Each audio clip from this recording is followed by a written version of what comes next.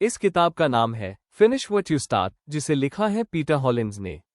हम सभी ने जिंदगी में कई बार बड़े जोश के साथ किसी काम की शुरुआत की है, चाहे वो जिम ज्वाइन करना हो, कोई नई स्किल सीखनी हो, बिजनेस शुरू करना हो या फिर पढ़ाई का कोई लक्ष्य हो।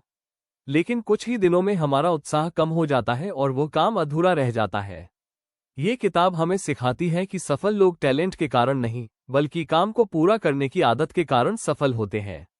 पहला, असली समस्या क्या है?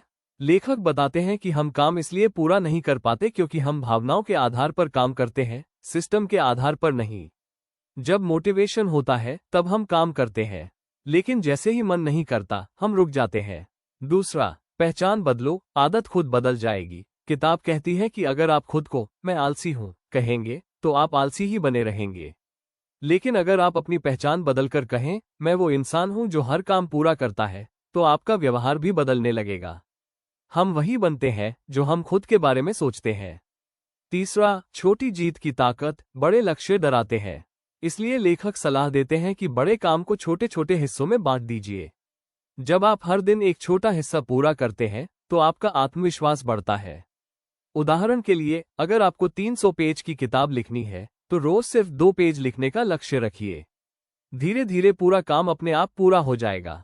चौथा, परफेक्शन नहीं, प्रोग्रेस पर ध्यान दें। हम अक्सर इसलिए काम छोड़ देते हैं क्योंकि हमें लगता है कि यह परफेक्ट नहीं है।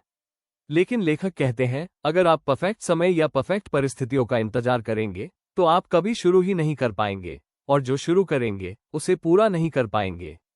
पांचवा, प्रोक्रास्टिनेशन को समझिए। टालमटोल आलस की वजह से नहीं होता, बल्कि डर की वजह से होता है। डर असफलता का, डर रिजेक्शन का, या डर यह कि लोग क्या कहेंगे।